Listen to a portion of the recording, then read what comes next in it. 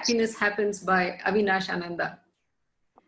I'm just giving you my interpretation of happiness, which could be completely different after the session, but I'm just going to state a few things. Happiness is a highly subjective term for all of us. Everyone has different needs in life and everyone experiences happiness in different ways. One person's happiness could be solitude in front of the TV on a Friday night, while the other would love to have a wild party with 50 friends. While we all profess that we want happiness, the pursuit of happiness never reaches the top of our to-do list usually. We face a lot of challenges in our day-to-day lives. In facing these challenges, we normally have two choices. Either we drift along hoping that destiny will help us somewhere down the line, or the other one is to determine to do whatever it takes to make ourselves happy. I read somewhere that nobody is put on this earth to make sure you're happy. But we certainly have one person who's willing to show us the path to happiness. I'm going to hand it over to Themina to introduce our motivational speaker, Avinash Ananda. Over to you, Themina. Thank you, Malu. And a very good evening, friends.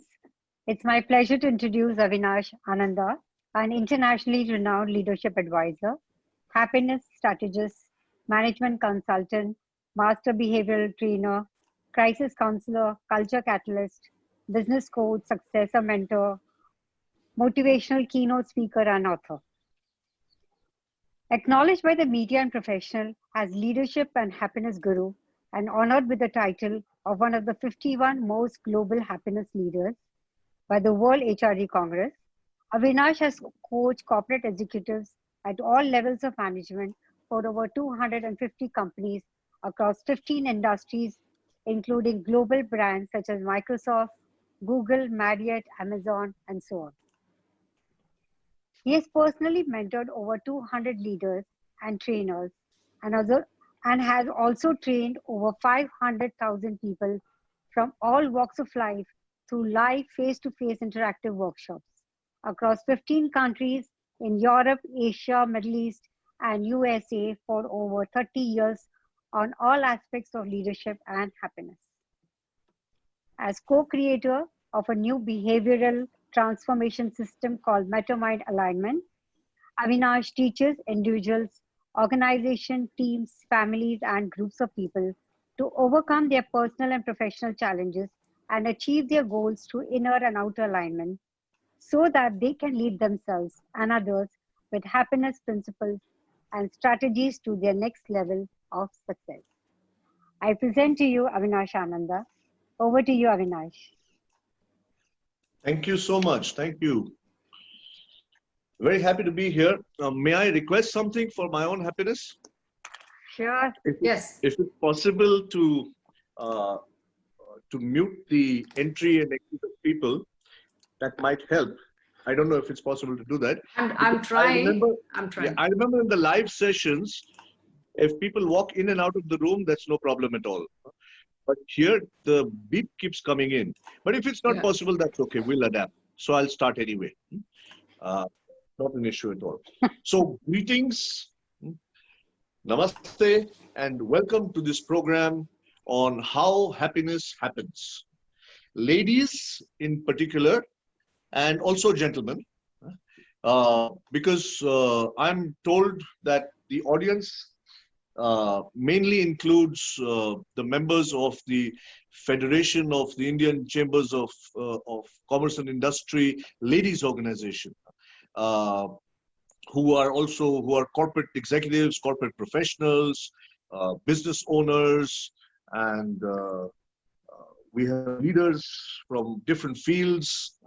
But I'm also told that gentlemen are allowed, and I'm so happy to know that. Thank you so much, respected ladies, for your gracious invitation to all the gentlemen also. And before I begin, I want to thank you, Malu, and I want to thank you, Themina. Themina, I want to thank you for reaching out to me. Malu, I want to thank you as chairperson of FICCI FLO. What I heard about what you've done this year is absolutely amazing, because this is supposed to be the year 2020 is the year of, considered to be the year of crisis. But you have taken this year and converted it into a year of challenge and opportunity, where from what I have learned that under your leadership, there have been so many events that have been happening, webinars and events that you've been doing online, that you've blown people away. I mean, that's fantastic. Congratulations. And Thank you so much. it is my happiness and also my responsibility to make sure that this is also a fantastic event. So thank you very much and welcome to this program. All the guests who are also leaders from various places. Now, the challenge that I have is with the online world, because I'm used to face-to-face interaction, and I get feedback online from the eye contact. But here I'm just getting to see different people walking in with little beeps happening. So Malu, like how you adapted, I am also going to adapt. And adaptiveness is lesson number 1. See, I will keep this whole thing very simple. And I want to share with you something that I've learned over the last 2 months in adapting to the online world. I think I've done a great job, if I may say so myself. And what I've learned is this, that information alone does not create transformation. See, the difference between online and offline world is this, that I usually have in my programs a lot of interaction. But what we will do, as we decided, Malu, is that we will keep the interaction for the end.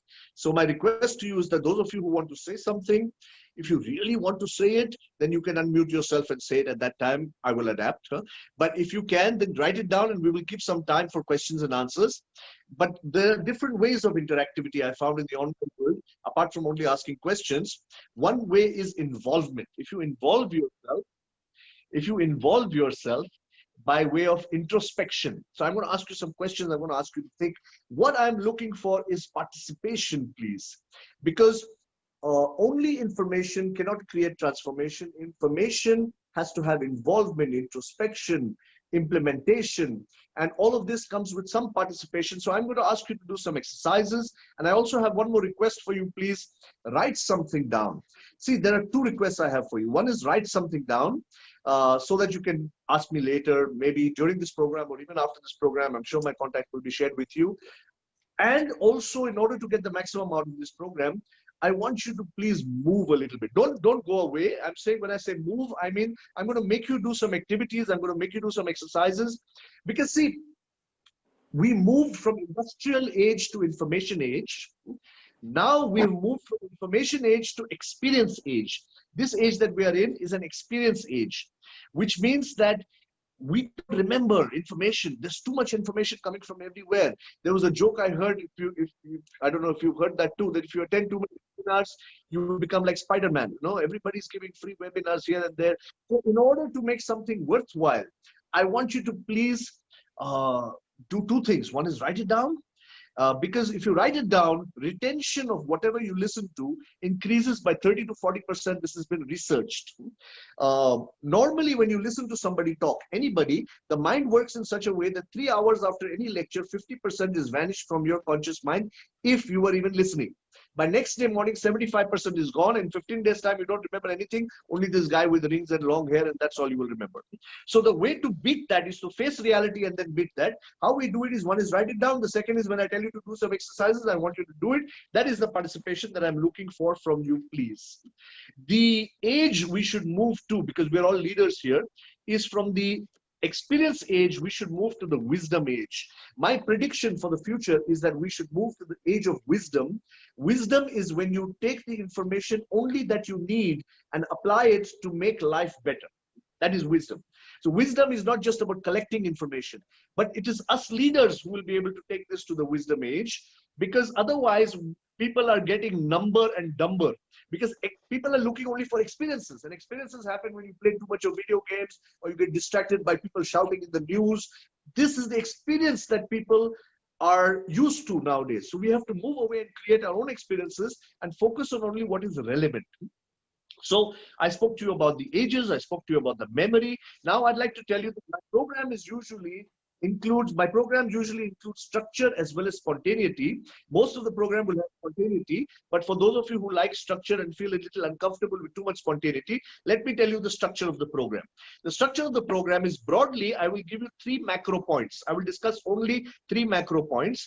And 1 point is about the meta-conscious mind, one point is about the subconscious mind, and one point is about the conscious.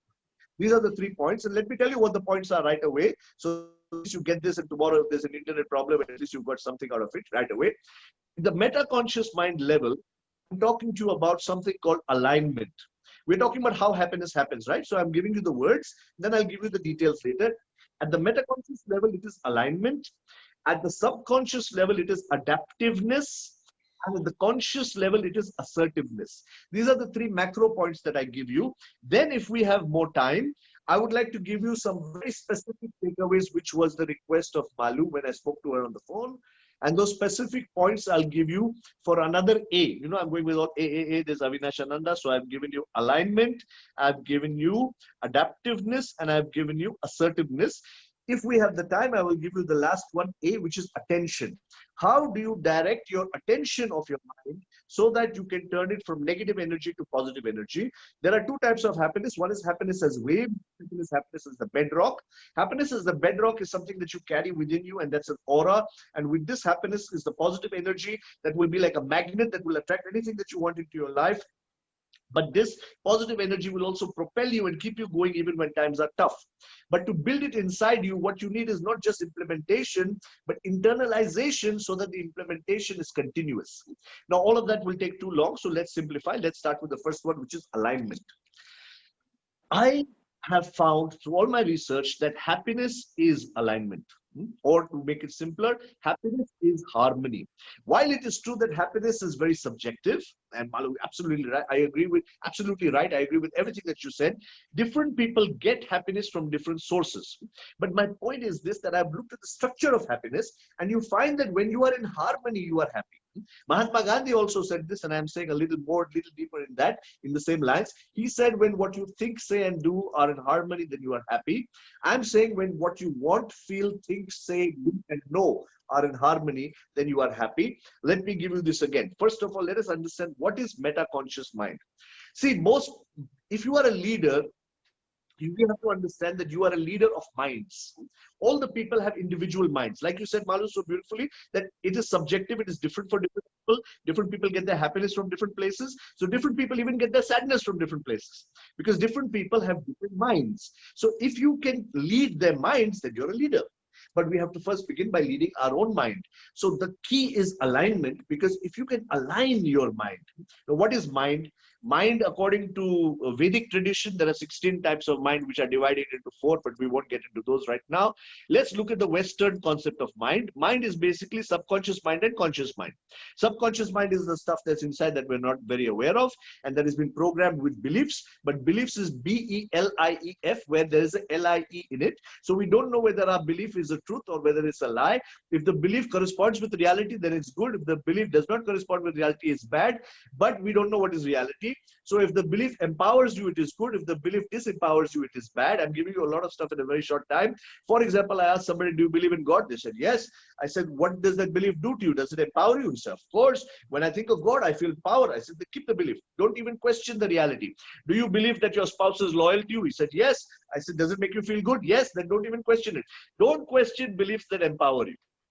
Okay, if a belief disempowers you, makes you feel bad, if you're going to go to God for everything and not going to do your bit, then you need to question that and alter it slightly. So the subconscious mind is filled with beliefs, which usually have been programmed by other people, or it's interpretation of our experiences, which may or may not be right. The conscious mind is also messed up. The latest research in behavioral economics, and I suggest you check this field out, it's very, very powerful.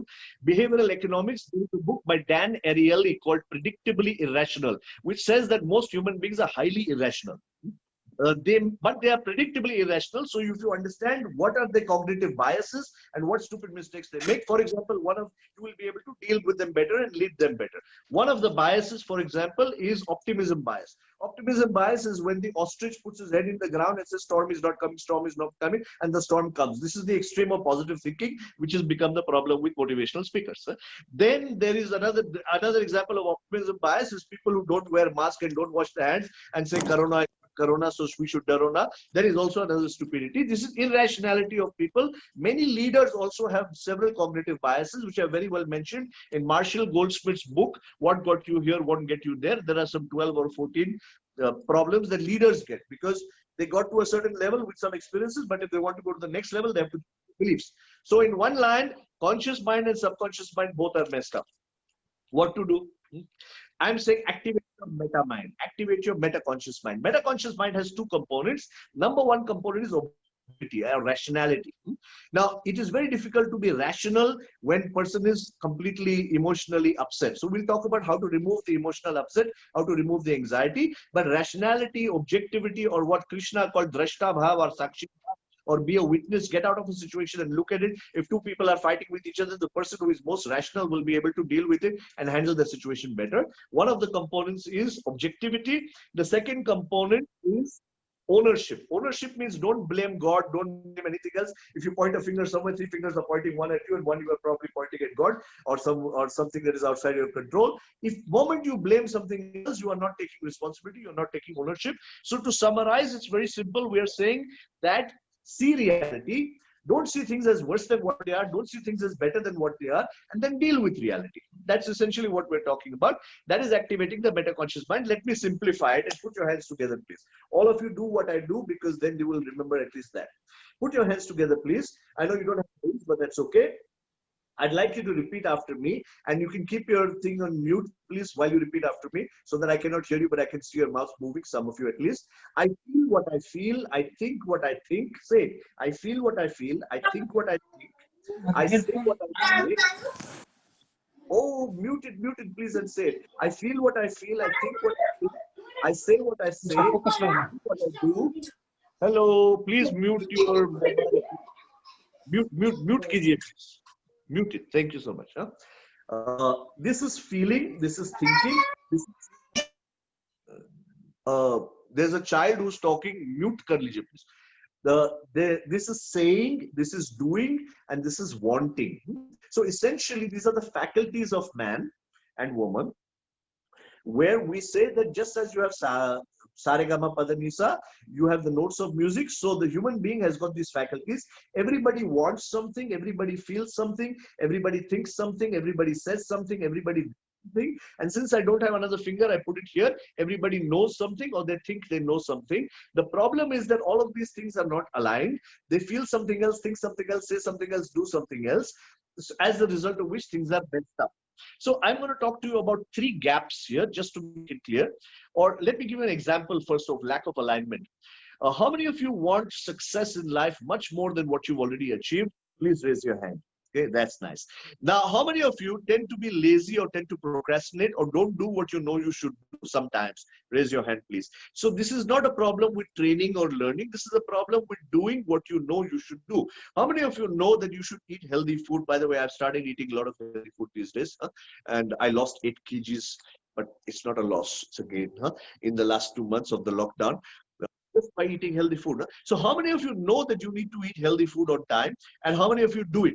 So it's not about training, it's not about learning, it's about doing what you know. This is called the no-do gap. This is one gap I'm sharing with you, lack of alignment.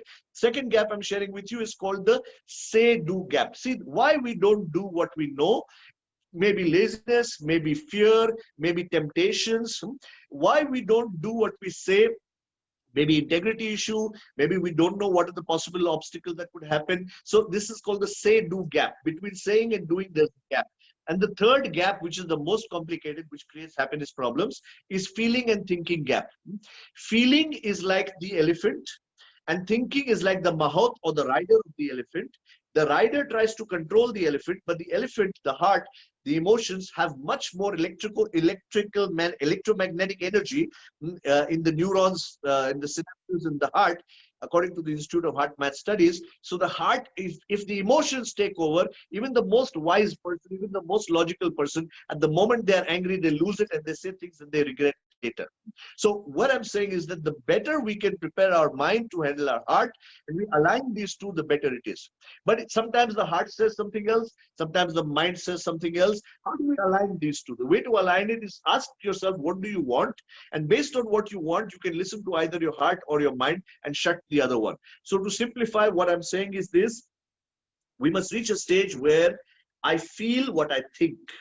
It should be the same. There's no inner civil war. I think and then I say. Most people say without thinking. And I do what I say. Okay. So, and I do what I want, but after thinking. So all of these things need to be aligned. When they're aligned, there is harmony, there is happiness. In between two people also, when there is discord, when there is conflict, there is unhappiness. In ourselves also, when we want something but we don't know how to get it, there is unhappiness. So unhappiness is conflict. Happiness is harmony. This is about alignment. So what should we do about this whole concept that we heard? One is, I say, always speak the truth. My mother always says, if you don't speak the truth will come out anyway. So might as well speak the truth. Integrity is number one thing for having happiness, because you can sleep peacefully. You don't have skeletons in your closet, and it helps you to not even have a good memory. Because people who tell lies, they need to have memory as to what they told before. Second thing is knowing what you can change and knowing what you cannot change, and changing what you can change and accepting what you cannot change. This is called Serenity Prayer. If you write this prayer down, that is fantastic. If you know it already, this will be a reinforcement. God, grant me the courage to change what I can change. God, grant me the serenity or the calmness to accept what I cannot change. And God, grant me the wisdom to know the difference between the two. This, in essence, is about objectivity and ownership. What you can change, you change. What you cannot change, you cannot change. You know, this reminds me of a joke where a little girl, her birthday was coming up in December and it was November, and she told her mama, Mama, I want a baby brother for my birthday. So mama said, no, it's not possible. It takes 9 months. It's only 1 month that we have for your birthday. Ask for something else. No, mama, why don't you do like Papa does? No, Papa works in the factory. He puts 9 people on the job to do the work, no, and then you can get it faster. It doesn't work like that, man. Things take time sometimes. It's like a farmer who is planting a seed and nurturing it, and then after that, all the time he's digging it up to see, hey, where's the plant? Where's the plant? Relax. You have to have patience. So it's beautiful. It was there in the Bhagavad Gita. By translating to English, focus on the process and don't be attached to the result. This is the whole thing about alignment. If you focus on what you can do and don't be so attached to the result and anxious about the result, then you are happy. And this itself is good enough for the entire program. But I have a little more to share with you. The second A, which I told you at the subconscious level, is adaptiveness. Why I put this at the subconscious level? Because it's about beliefs. Malu, what you did with adapting for this program and for all the programs you're doing this year, fantastic. That is the best example of adaptiveness. What I am doing with the online world is a lovely example for adaptiveness. All of you, we were discussing on the phone with Temina and Malu, and we spoke about, we said, these days we are forced to adapt. Okay. So adaptiveness is about moving, is about changing, it's about accept. See, Charles Darwin, no, they said that he spoke about survival of the fittest, but what he actually said was that it is not the species that is the most intellectual that will survive. It is not the species that is the strongest that will survive. It is the species that is the most able to adapt to and adjust with changing situations and circumstances. That is the species that will survive. Cross your arms, all of you. Please cross your arms. While you're here, cross your arms. Cross your arms. Now, I want you to look at how you do it right now, please. Okay. Cross your arms. While you cross your arms, look at which hand is on top, which hand is below. Okay. Which fingers are shown and not. Now, cross them another way. Some of you will go like this, come back to the same thing. I want you to cross them a different way. Okay. When you cross them a different way, how does it feel? Does it feel same? Does it feel different? Does it feel uncomfortable? Cross it a different way. It feels different, right? Now, when you put your hands together, clasp your hands together like this. Do it right now, please. Your hands together like this. Now, I want you to notice some of you have got your left thumb over your right thumb. Some of you have got your right thumb over your left thumb. Separate your hands and bring them back together. You will see the same thumb that was there last time came back on the same place. Why? Because we are used to it. Now, this says something about you from a psychological point of view, but this is not about psychology, so I won't tell you. Ask me later if you want to know what does this say about your personality. Right now, just change the thumbs. Only the thumbs. Right? If the thumb was like this, just change the thumbs. How does it feel? It feels a little uncomfortable. Imagine if you feel uncomfortable just changing the thumb or changing the hand, how uncomfortable people will be changing the mind. It's not easy to change minds. My friend of mine who's a big businessman in Europe, he told me, Avinash, what is this business you are doing? You are trying to change mind. It's the most difficult thing in the world. I said, yeah, man, I enjoy it. Huh? So adaptiveness. Adaptiveness is about changing our own mind. I'll give you a beautiful success formula for today's day and age. 4-step success formula. Number 1, know what you want. Write this down, please. Number 1, no. Most people don't know what they want. Know exactly what you want. Number 2, take massive action in that direction. Take massive action in that direction. People don't take action. They do analysis paralysis. The 4 letters analysis is terrible. So stop analysis paralysis and take action. So you have know what you want. Number 2, take action. Number 3, see whether the action is working or not working. Look at reality, which is called sensitive acuity. And number 4, adapt and go back to number 2. Make some changes. Either change what you want or change your way, but change something, because if you don't change, you will remain in the same way. A beautiful line that you can give to your entire organization, those of you who are leaders here: change or you will be changed. It's not a threat, it's a reality. Change or you will be changed. Okay, so it's so powerful. The next, so I told you first A was alignment, second A is adaptiveness, the third A that I want to share with you is assertiveness. I've done training for Dalai Lama monks. I went to Dharamshala in Himalayas and I did training for the guys who did 15 years, 20 years meditators, and training everybody else on happiness, and I had to train them on happiness. We had a great time, we laughed a lot, and I told them the fundamental difference between what I do and what you do is this: you are sitting in the Himalayas and you are saying you are happy. I am living in Mumbai. No, I am married.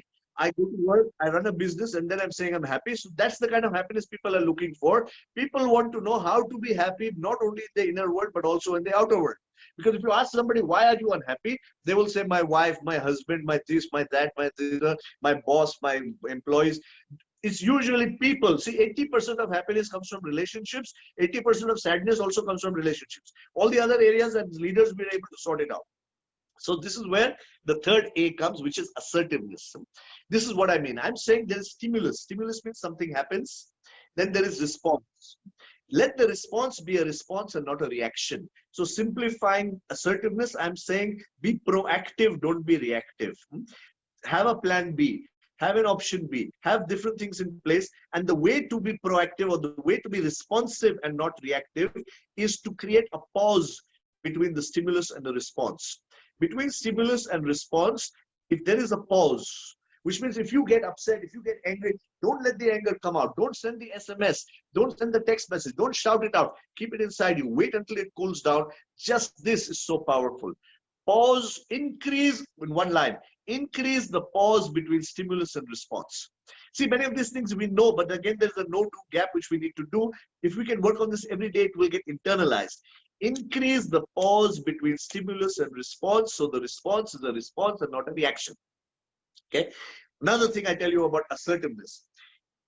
Animal behavior, let's take a dog for example. If you kick a dog, and I don't recommend it, but if you kick a dog, what will the dog do? Dog will either run away or the dog will attack you. A dog barks, that is part of the nature of the dog. We don't get into dog psychology so much. But we look at two things that animal does, which is fight and flight response, which is either it bites or it runs away. Human beings also have right here the fight and flight response. What we need to do is use this part of our brain, which is the recently evolved brain, neocortex, which most of us don't do, and we give only animal response. We should give third response, which is non-emotional rational response. Example, I am locked down in Bangalore right now. I go and order a dosa. Those of you who are from outside India, it's delicious. It's a meal, South Indian meal. I order a meal, and the dosa comes burnt. Now, when the dosa is burnt, if I'm an aggressive guy, I will call the manager. Why is this dosa burnt? And I take all my poison and I spread it all around. If I'm a passive person, then as a passive person, I will quietly eat the dosa, saying, what can I do? My life is so, everything is so bad. Even the dosa is bad, it's okay. The third response is assertive response, which is non-emotional rational. Call the manager, change the dosa. Simple. There's no point getting upset about a dosa. Right? So this is the assertive response that I'm talking to you about. This is the third A. Let's go on to the points which we can use to direct our attention. I give you 8 points for the attention, and I will use the hand model for that. And you could write this down there, please. For directing the attention of your mind to positive and not to negative, it's very important that we understand these 8 points that I'm giving you right now. Before that, I want to tell you one fundamental thing which is related to assertiveness and related to negative people. Please surround yourself with positive people as much as possible. If you say, I live with a negative person, I can't do much about that. Please, like a phone also needs recharging, you need to recharge your own battery. Garbage out. Don't listen to too much negativity. Keep your mind as clean as possible. We say that like you have the, life is like the situation, the COVID situation right now, in the sense that the solution is cleanliness. Like you have to clean your hands all the time, you also clean your mind all the time. That's very important. And I will give you 8 ways in which you can work at the at the implementation level to immediately change your state of mind from negative to positive. In life, I said that normally there are two types of people. There's negative and there's positive. So if the positive tries to make the negative positive, the negative makes the positive negative. Why? Because gravity is on the side of the negative. Okay. If you see somebody smiling on the road, you'll think it's crazy. No, but if you see somebody angry, you'll say, ah, it's normal. If you see somebody depressed, you'll say it's normal. Anger and depression is the same energy. Only in anger, you have somebody to blame. In depression, you don't even have that. Okay. So let's talk about the 8 ways to change your mind from negative to positive now. And the 8 ways are this. See, please look at what I'm saying right now. I'm giving you all internal ways that you can use to handle your mind. I'm not talking about where your happiness comes from. Your happiness can still come from going to a party. Your happiness can still come from meeting a loved one. Your happiness can still come from being quiet and reading a book. All those are okay. I'm talking about if it is negative, how can you bring it back to positive? Let me give you 8 ways. First way is, this is wanting. Remember, wanting. So we say purpose. I'm giving you the 8 ways first, and then I'll get into each one depending on how much time we have. This is purpose. See, we're talking about directing the attention of the mind. Purpose. This feeling is gratitude. Okay. Thinking is positivity. Saying is language. Doing is physiology. Knowing is learning. And all of it together is meaning. And finally is decision. Let me go through each one of these super fast. Let's take the first one, purpose. Ask yourself a question. Please remember, this is very, very powerful. I'll repeat everything. I'm going through each one. Otherwise, you can see the video. First one is purpose. Questions direct the attention of the mind. It's a very powerful statement. If you get just this, it's very powerful. The way to direct the attention of the mind, according in Sanskrit, it has been described, and I translate, as a drunken monkey bitten by a scorpion, all over the place. How do you control the mind? How do you direct the attention of the mind? This can be used for other people's mind and your mind also. For example, the most influential leaders and persuaders who impact people's lives, they use questions. Just with a question, you can direct the attention of the mind. If somebody was very close to you and that person you trusted very much and that person betrayed you, or for some reason that person went away, it's the questions you ask yourself that can determine how you feel at that moment. Because questions direct focus. Focus directly affects feeling. Write this down. Questions direct focus. Focus affects feeling. So, question you should ask yourself is this really important? Whatever you're upset about. The idea is, how do you change from upset to feeling good? Is this really important? Ask yourself. So if it's not so important, there's a beautiful saying that if it won't matter in 5 years, don't even waste 5 minutes on it. Okay. What are you upset about? You're upset about what? Your husband? Come on, it's only a husband. You have bigger things to be upset about. See the prioritization. This is about purpose. Purpose means, what is it that you're really upset about?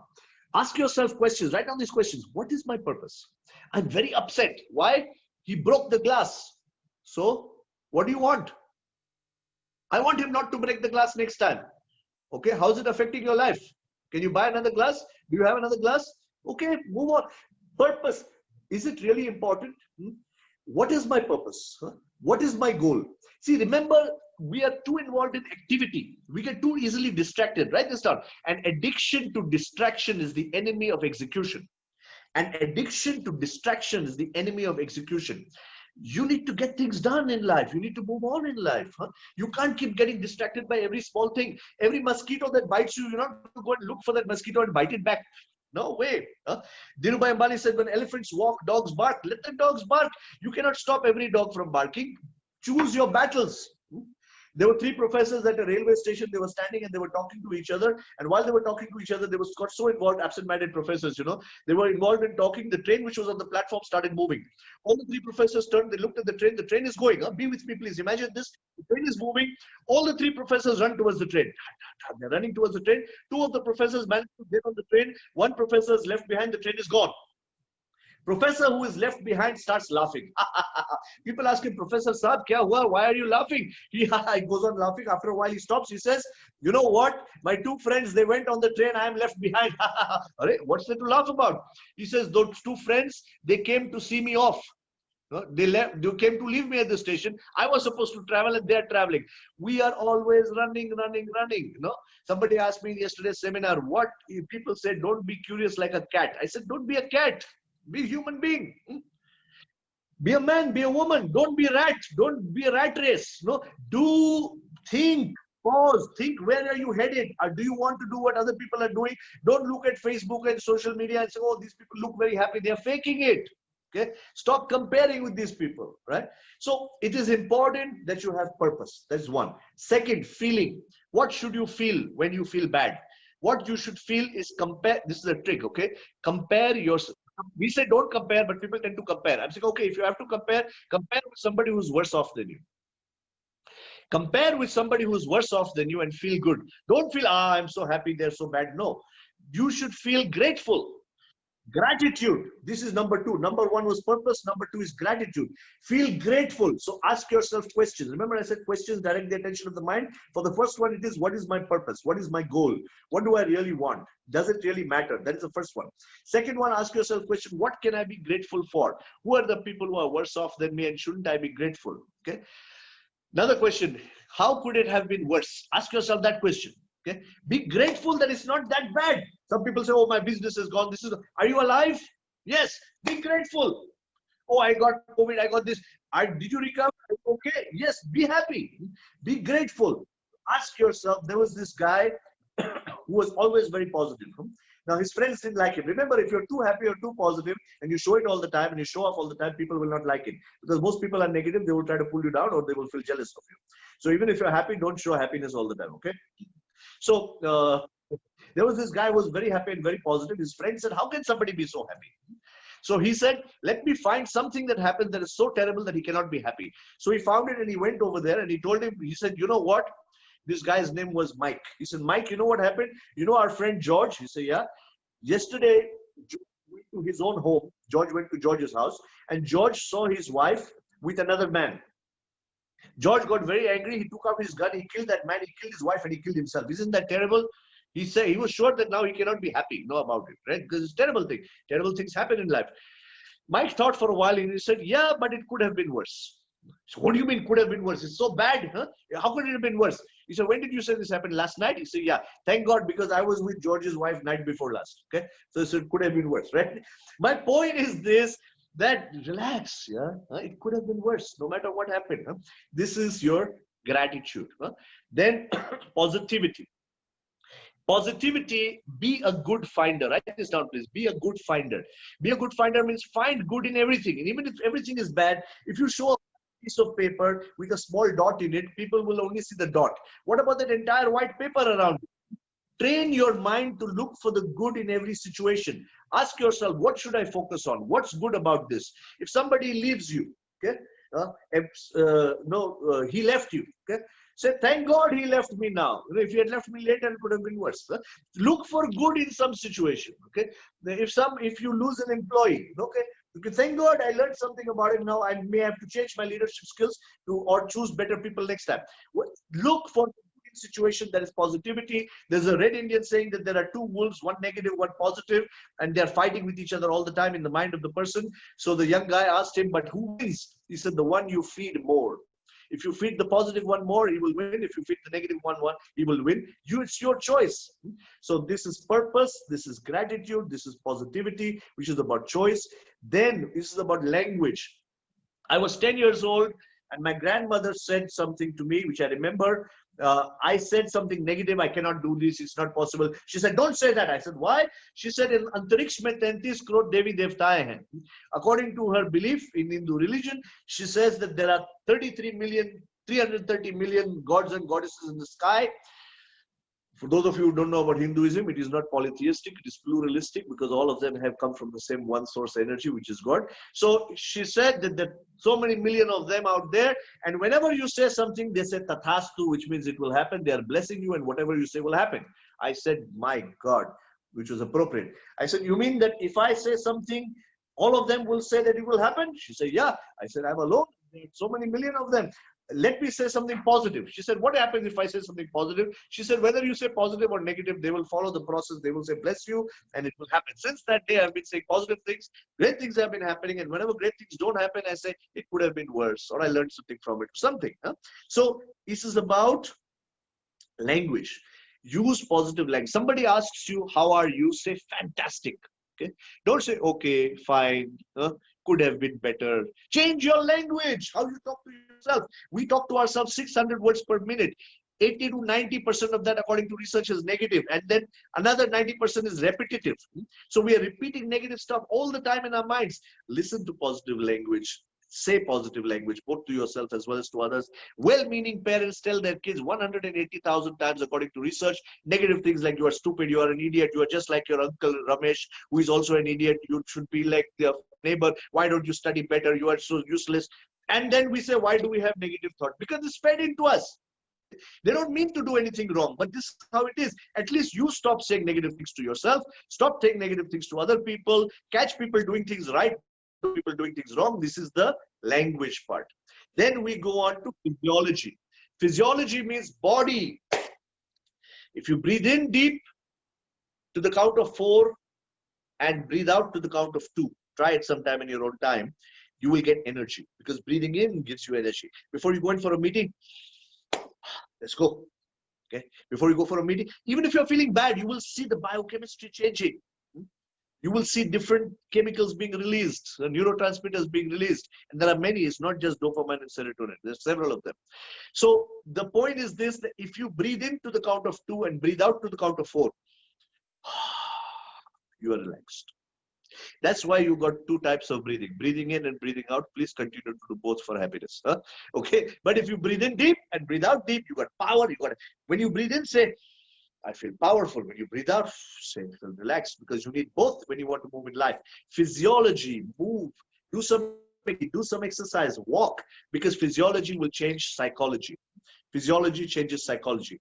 Then the next one here is learning. No matter what happens in life, remember and write this down, please. The universe is a university. Ask yourself, what can I learn from this? It is not that successful people don't make mistakes. Successful people make new mistakes. If you continue to do what you've always done, you'll continue to get what you always got. Einstein called it the definition of insanity. Learn from every experience. Every experience is a learning experience. And if you ask yourself, what can I learn from this terrible thing that happened? And next time, if you can avoid it or you can make things better, you are progressing. And progress is one way of being happy. So learning, please. Learn from everything. What can you learn from a bottle of water? Water is very good. It refreshes you. So you should refresh other people too. Don't be a psycho vampire and drain other people's energy. Be an energy giver like water. What can you learn from a fan? You need to keep on keeping on, keep on keeping on. And the fan goes in one direction. Doesn't say, today my mood is this. Let me go here. Let me go here. So you have to be stronger than your feelings. Fan also has a regulator. So don't be always full of motivation. After this program is over, I will talk softly and I will talk less. Change your speed based on the requirement. Change your energy based on the requirement, so you can conserve it also. If you can learn from water, if you can learn from fan, if you can learn from chair how to be stable and give other people comfort, why can't you learn from every incident in life? Be a continuous learner, and then we put everything together and we say meaning. Remember, we feel good or we feel bad depending on the interpretation that we give to that particular incident. Every emotion, there are 52 negative emotions. We won't get into all those, but the point is this, that every emotion first is felt as a sensation in the body. If you can do your mindfulness or some meditation, and if you can be aware at the sensation level and pause it there before it goes into interpretation, because pain, emotional pain is inevitable as long as you're living on this planet. There's nobody who is not stressed. But the idea is, don't make it distress, don't make it dis-ease, and don't make it suffering. Suffering is self-perpetuated pain with putting too much of unnecessary thought and magnifying. Don't make mountains out of molehills. Make molehills out of mountains. If you are a leader and somebody gives you bad news, or you hear some bad news from life, don't give that bad news to all your people or your family members, because then you are not a leader, you're a postman. You're conveying. You have to have that energy to convert that negativity into something positive, and then give it to the other people. A leader is because he has sthirta, has stability, is able to convert this, and is able to make a different meaning out of it. A problem is not a problem unless you see it as a problem. A problem, if you see as a challenge, as an opportunity, remember I started with that, Malu, with what you have done. This is what is required for you to do. Change the meaning. Give benefit of doubt to the other person. What is benefit of doubt? I'm not saying doubt people. In fact, eliminate doubt. Krishna told Arjuna, Sanshayatma vinashyati. He who doubts destroys himself. That's not the doubt I'm talking about. Give benefit of doubt means this, that if somebody does something wrong, don't say you are an idiot. Say what you did was wrong. No, don't label the person. Label the action. Okay? Don't go over the top in your correcting somebody. Some things you should learn to let go of, right? And you need to also give them a chance. Give them a chance. Forgive people. Why? Not because they are worthy of forgiving, but because they are occupying space in your mind without paying rent. Let it go. Yeah? Which brings me to the last point, which is decisions. Decision, 8th point. Decision releases stress. It's so powerful. Because when you are unsure, then it's very difficult. Clarity is so much more powerful than motivation, confidence. See, if you have clarity, if you are in a dark room and you have to go from one place to another, you need motivation, you need belief, you need, I can do it, I can do it. Why you need all that? Because you don't know. But the moment you switch on the light, you can see so clearly, you know what to avoid, what not to avoid. You don't even need belief because you have clarity.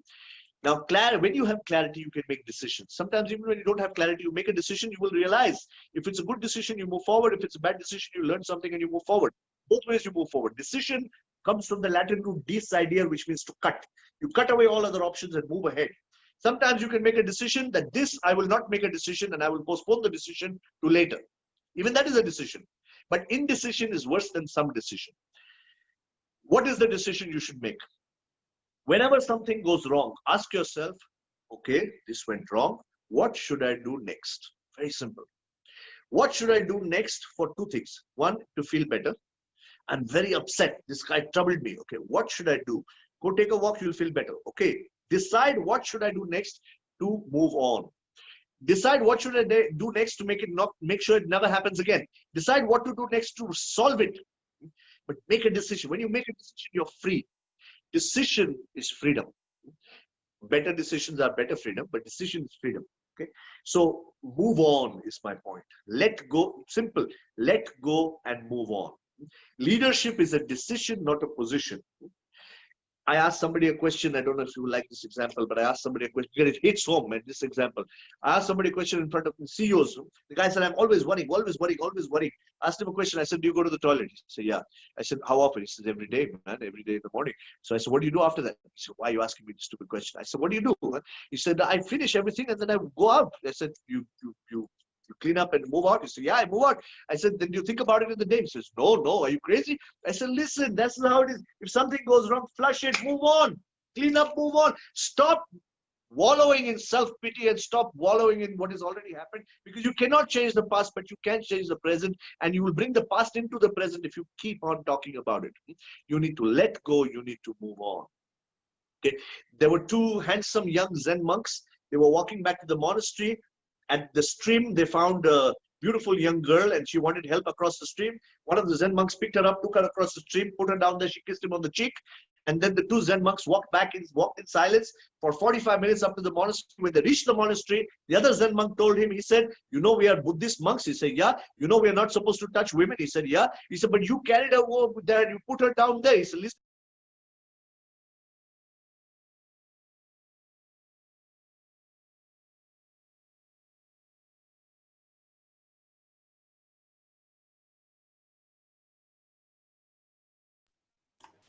Give me a moment. Give me a moment. Yeah. Yeah, okay. So he said that you've been carrying her in your mind for, can you hear now? Is it clear? Yes. Great. He says, and it comes at the punchline. Let's see how things go wrong sometimes. So it's beautiful. So he said, you carried that woman and put her there. He said, I carried her and I left her there. You've been carrying her in your mind for 45 minutes, right up to the monastery. How many things are we carrying in our minds that we don't need to carry? Let go and relax, okay, and be happy. So I'd like to end What's the time, Malu? I don't. You were telling me the time. Yeah. How much time do we have? Is it over? You have another 10 minutes? 5 minutes? Super, super. So let me end here, and then I will leave it for questions. So just to recap, guys, I spoke to you about the 3 big A's, which was alignment at the metaconscious level. I spoke to you about adaptiveness at the subconscious level, which is about changing your beliefs, not seeing a problem as a problem and looking at everything as an opportunity, where you say that I will find a way or I will make a way. And you looked at the 3rd A, which was assertiveness, which is in dealing with other people. Be calm, be cool, be rational, and don't react, respond. Then we spoke about the last A, which was about attention, and we spoke about 8 ways to direct the attention. Number 1 way we said is purpose. Number 2 we said is gratitude. Number 3 we said is positivity. Number 4 we said is language. Number 5 we said is physiology. Number 6 we said is learning. Number 7 we said is meaning, and number 8 we said is decision. I like to end with a share, and the share is manzile bahut hai, afsane bahut hai. मंजिलें बहुत है, अफसाने बहुत है, राह ए जिंदगी में इम्तिहान आने बहुत है, मत कर गिला उसका जो ना मिला, जिंदगी में खुश रहने के बहाने बहुत. And for those who don't understand Hindi, we say find reasons to be happy. It is your choice. It's in your hands. Make your life the masterpiece it deserves to be. Don't settle for less than what you can be. Don't go only after success and want your happiness after getting the drink or after getting the party or after getting the book or after getting this. If you can be happy before that, that will help you to get everything that you want in life. Let happiness be an energy that you carry and transmit wherever you go. Thank you very much. Thank you. It was Thank lovely. you so Thank much. you very much. Questions, please. Thank you. Thank you. Avinash. Thank you, Avinash. Okay. Avinash, my question to you. Yes, Some of Madhu. the things that, it was fabulous session. Thank you so much. Some of the things that you mentioned about leaving the past, moving on, and speaking positively, it's nice. I think we all know about it, but how do we practice it? Because it sounds easy, but when you implement it, it's difficult, right? Fair enough. Yeah, beautiful question. That's why I said if all the viewers watch the video again, the answer to that is hidden within what I said. See, if you say be positive, everybody knows that, right? But the question is how to be positive. So one way to be positive is to ask yourself a question at that moment, that, okay, this happened, what's good about this? Or this happened, is it worth it? Is it worth my wasting my energy? So the question asking is the key. And I've given you different questions for each of these 8 points that you can ask yourself. For example, I'll just give you 2 or 3 right now. If something happens, you give me any situation and you will see that this will work. Ask yourself, okay, what can I do next? Or ask yourself, what can I learn from this? Or ask yourself, what's good about this? Okay, even these 3 questions are good enough. What's good about this? What can I learn from this? Or what should I do next? That will direct your attention. See, the mind is very interesting. The mind works like a PowerPoint presentation, which means there is only one slide at a time. It's not like a movie. So when you move one slide and put the other slide, the earlier slide is gone. So it is impossible for the mind to hold a positive thought and a negative feeling at the same time. It's not possible. So the moment you ask that question, the mind is moved into something positive. So you have left that negative for that time. But if you think about it, it's like Thomas Edison. When Thomas Edison, his house was burning up, he was looking at the house burning and he said, oh, thank God all my inventions are burnt. At that moment, see, many of us, many years later, we said, thank God that I left my life. Or thank God that that thing happened. But that is time, it takes time. By using these questions, you can bring that, crunch that time and make yourself feel good faster. It's not about never feeling bad, because it's impossible to not ever feel bad. If you don't feel bad, you will not even know what is good. So it's about how fast we bounce back. It's about resilience first. And one way to have this resilience is some movement. If you just move, you will feel better. So these are specific actionable points. All these 8 of them, which can be used in any combination. It's like quivers in the arrow. I don't know which one will work, but try which one will work for you. Okay. These are very, very practical. Yeah, it is. Yeah. Thank you. Yeah. It's not about have gratitude, but how to have gratitude. Nobody will tell you that you should compare yourself with somebody worse off than you are, because it's not politically correct, right? But this is the way to have gratitude. oh, look at him, look at me. Be grateful. Don't look down, but be grateful. So these are the ways. So embedded in the what, which is the 8 points, I've embedded the how. Okay. Thank you. Thanks. Thanks. Any other question, or we wrap up? If we wrap up, I want to tell a closing story, please, if you're wrapping up. Unless there's a question. Any other question? There's a question from Geet Mala here. A decision can make you happy, but family unhappy.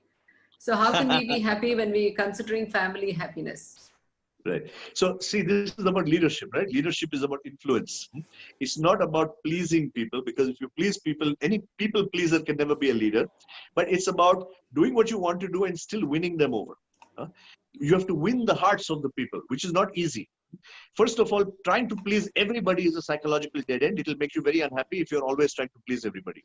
So at some point in time, you have to make some tough decisions, which may make some people unhappy.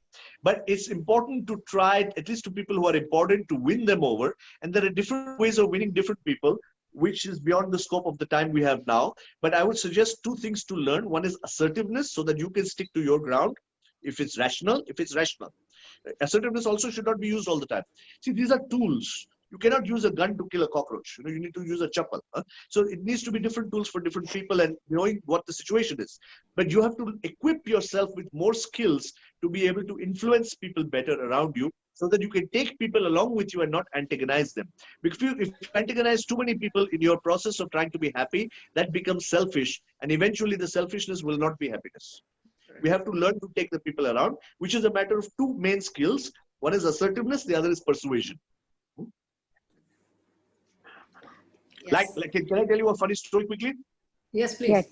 Yes. There was this guy who, please don't take this one seriously, okay? There was this guy who met a beggar on the road. And the guy was begging for, this was in America, the guy was begging for $5. So he says, what will you do with $5? Will you go drinking? He says, no, I gave up drinking 10 years ago. Will you go gambling? He says, no, I gave up gambling 20 years ago. He said, will you go party? He said, no, how can you party at $5? I gave up that 15 years ago. So he says, will you go smoke? Will you buy smokes? He said, no, I gave up smoking 20. He said, what will you do with it? He said, I will eat some food. He said, listen, you come home. Come home, my wife is cooking dinner right now. I will take you home as a guest and you sit and eat there. He said, but your wife will not feel bad that I'm so dirty and I have not washed and you've not even told her I'm coming. He said, no. He said, why you want to call me home? He says, because I want my wife to see what happens to a guy when he gives up smoking, gives up drinking, gives up gambling, gives up everything. Look at what happens. This is my way of persuading my wife, So find ways to influence. This is just a joke, please. I don't advocate any of those things I was talking about. But if you get the message behind it, I'm saying, find a way. Okay. Yeah. Thank you, Thank you Avinash. so much. Thank you, Avinash. Yeah, Super, that was, super. it was a fabulous session, and I really don't know how to wrap it up after listening to the wonderful thing. Interestingly, our logo this year was to reboot, reimagine, and restart. So wow, that's so super. So one thing that needs to be done for that, Malu, is to let go of what has happened. And that's not easy. For some people, it may require therapy. For some people, it may require, if there are traumas, if there are hurt. See, I've made light of many things, but there are many things, there are processes that people need to go through. If there's deep-seated anxiety, traumas, experiences, hurt, that needs to be removed through a professional. And we have several psychotherapists. Don't open my bathroom window and keep there are mosquitoes and flies galore. Yeah, the mosquitoes mosquitoes. I know you have a bath. Don't open my window. Keep the exhaust on. I told you. Don't open the window, please. So let me tell you one thing, please, to end. The thing I want to tell you is this. There was a man who was walking up and down pacing up and down in his house, and he was very, very upset. So his wife, who was on the bed, and this is about ladies, so I want to tell you about a very intelligent lady. The lady asked him, why are you so upset? So first he was not saying it, because many people like to keep their upsetness, because if you take it away from them, they don't like it. So he said, you know what? I owe my friend Ramesh. I have to give him 1 lakh rupees tomorrow morning, but I don't have 1 lakh rupees to give him tomorrow morning. So I'm very upset. So she says, give me Ramesh's number. 3 o'clock in the morning, she calls Ramesh, tells him, Ramesh, my husband cannot give you 1 lakh rupees tomorrow. Good night. And she keeps the phone down. She tells her husband, now you come and sleep. It's Ramesh's turn to walk up and down. So relax. Don't take everything don't take life too seriously. None of us are getting out alive, but be sincere. Don't be serious, but be sincere and be a little relaxed. Thank you. Thank you very Yes. much. Thank you. I think to wrap it up, it's happiness comes from within. We keep looking and blaming outside elements. I guess the logic is look within to find happiness, I guess. So thank you so much, Absolutely. Avinash. It was fabulous, very powerful, and really Thank you. thanks for showing us a path for transforming ourselves. Really appreciate Thank you that. so much. Thank you so much. Thanks, Thank you Avinash. so much. Thank you, Bye-bye. Avinash. Thank you. Thank you, Avinash. Bye.